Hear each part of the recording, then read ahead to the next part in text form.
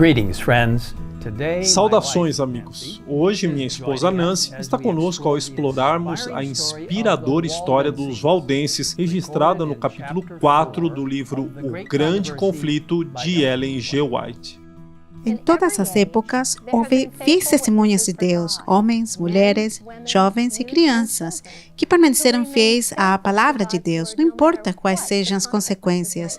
Isso era verdade nos tempos bíblicos, bem como em toda a história da Igreja Cristã.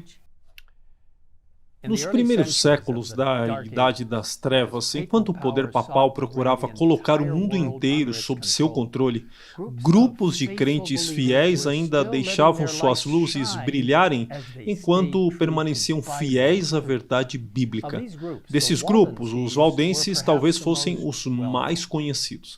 Eles serviram durante um tempo de grande escuridão como um elo fiel entre a antiga fé apostólica e a reforma que veio séculos depois. Os valdenses viviam nos vales e montanhas dos Alpes do Piemonte, uma bela área do noroeste da Itália, fazendo fronteira com a Suíça a nordeste e a França a oeste. Durante séculos, os cristãos ali foram capazes de adorar de acordo com sua consciência, mas chegou o momento em que Roma insistiu em sua submissão. Foi então que a profecia escrita em Apocalipse 12, versículos 13 e 14, foi cumprida. Quando o dragão viu que tinha sido atirado para a terra, perseguiu a mulher que tinha dado à luz o filho homem. Mas foram dadas à mulher as duas asas da grande águia para que voasse para o deserto, para o seu lugar, aí onde é sustentada durante um tempo, tempos e metade de um tempo, fora do alcance da serpente. Em linguagem simbólica, entendemos que a mulher representa a verdadeira Igreja de Deus, que foge para as montanhas onde é nutrida pela palavra de Deus por 1260 anos durante a Idade das Trevas, da opressão papal. Embora não tenhamos tempo aqui para descompactar completamente esta profecia bíblica, para saber mais, eu encorajo você a visitar o endereço mostrado na parte inferior aqui da tela. Por causa da opressão papal, os fiéis valdenses foram forçados a se retirar para as montanhas, onde poderiam adorar a Deus de acordo com suas crenças, fundamentadas na palavra escrita de Deus. Somos informados de que os valdenses foram os primeiros dentre os povos da Europa a obter a tradução das Sagradas Escrituras. Centenas de anos antes da Reforma, possuíam a Bíblia em manuscrito, na língua materna.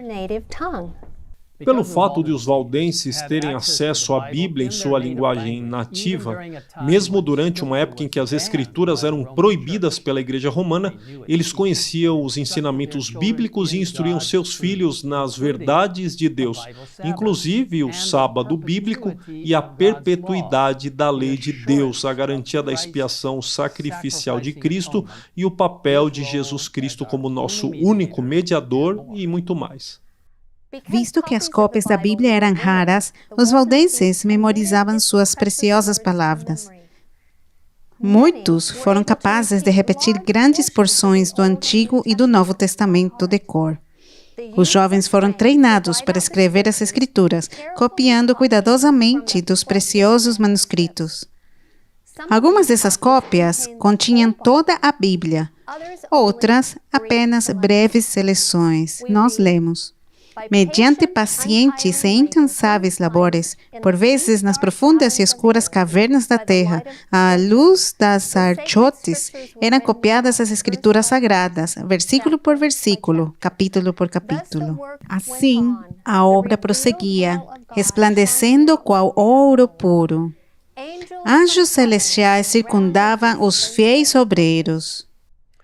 Enquanto os valdenses viviam em lugares isolados, eles compreendiam a importância de interagir com aqueles de fora de seu círculo íntimo e ansiavam por aliviar os pesados fardos impostos à sociedade, compartilhando com eles as verdades da palavra de Deus. Jovens valdenses, treinados desde a infância para serem fiéis a Deus, foram enviados para universidades na França e na Itália. Escondidos em suas vestes estavam os preciosos manuscritos da Bíblia. Cuidadosamente, eles compartilharam as escrituras com aqueles cujo coração parecia aberto para receber a verdade. O livro Grande Conflito destaca: ganhavam-se conversos a verdadeira fé nessas instituições de ensino e frequentemente se encontravam seus princípios a penetrar a escola toda. Contudo, os chefes papais não podiam, pelo mais minucioso inquérito, descobrir a fonte da chamada heresia corruptora. Além disso, os jovens que desejavam ser ministros valdenses eram obrigados a servir 3 anos como missionários antes de serem designados para uma igreja em casa. Esses missionários saíam 2 a 2, um jovem emparelhado com um homem mais velho e mais experiente, responsável pelo treinamento dos jovens. Esses missionários realizavam o trabalho sob a cobertura de uma aparência secular, geralmente o de comerciante ou mascate. Eles carregavam mercadorias atraentes de países distantes, mas escondidos em suas roupas havia cópias da Bíblia. Em espírito de oração e com discernimento guiado pelo Espírito Santo, esses missionários compartilhavam com os clientes o tesouro mais precioso que possuíam, e muitos fardos foram retirados do coração de almas cansadas e enfermas pelo pecado.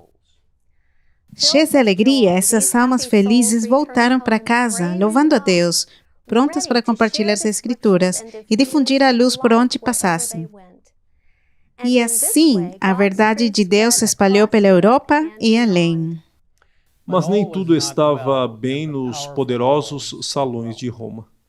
Determinando acabar com a heresia, o papado iniciou cruzadas contra essas pessoas humildes e, sob o pretexto de defender a igreja, homens, mulheres e crianças foram expulsos de suas casas, caçados como animais, torturados impiedosamente e mortos das formas mais cruéis e desumanas.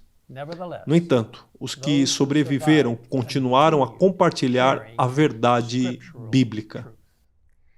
Determinado a livrar a terra para sempre dessa seita odiada, o Papa emitiu um decreto público conhecido como Bula Papal, condenando os valdenses como hereges e exigindo sua matança. Incentivos como o perdão de todos os pecados e a aquisição de bens foram oferecidos a todos que se juntavam à matança. Atrocidades horríveis ocorreram, tudo em nome de Deus, enquanto os cruzados realizavam seu trabalho cruel. Na última página deste capítulo, lemos estas inspiradoras palavras. As perseguições desencadeadas durante muitos séculos sobre este povo temente a Deus foram por ele suportadas com uma paciência constante que honravam seu Redentor. Apesar das cruzadas contra eles e da desumana carnificina a que foram sujeitos, eles continuavam a mandar seus missionários a espalhar a preciosa verdade. Eram perseguidos até a morte, contudo, seu sangue regava a semente lançada, e esta não deixou de produzir fruto. Assim, os valdenses testemunharam de Deus séculos antes do nascimento de Lutero. Dispersos em muitos países, plantaram a semente da reforma, e deve ser levada avante até o final do tempo por aqueles que também estão dispostos a sofrer todas as coisas pela palavra de Deus e pelo testemunho de Jesus Cristo.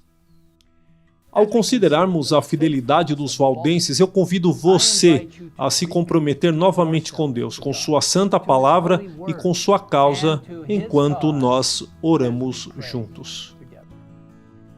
Pai nosso que estás nos céus, nós te agradecemos porque inspiras pessoas como os valdenses a defender firmemente a verdade bíblica. Obrigado pela bravura daqueles que levaram trechos das Escrituras para lugares distantes da Europa. Senhor, nós pedimos que nos ajudes, já que somos os valdenses modernos de hoje, a defender com orgulho a verdade bíblica, a compartilhar com amor e cuidado com outros. E enquanto temos acesso agora à palavra escrita de Deus, ajuda-nos a ler e compartilhar a Bíblia. Obrigado, Senhor, pelo maravilhoso exemplo daquelas pessoas leais e fiéis, os valdenses. E ajuda-nos a estar completamente comprometidos contigo, assim como eles, e a levar as pessoas ao pé da cruz e ao conhecimento de tua breve vinda. Em nome de Jesus nós pedimos. Amém. Amen.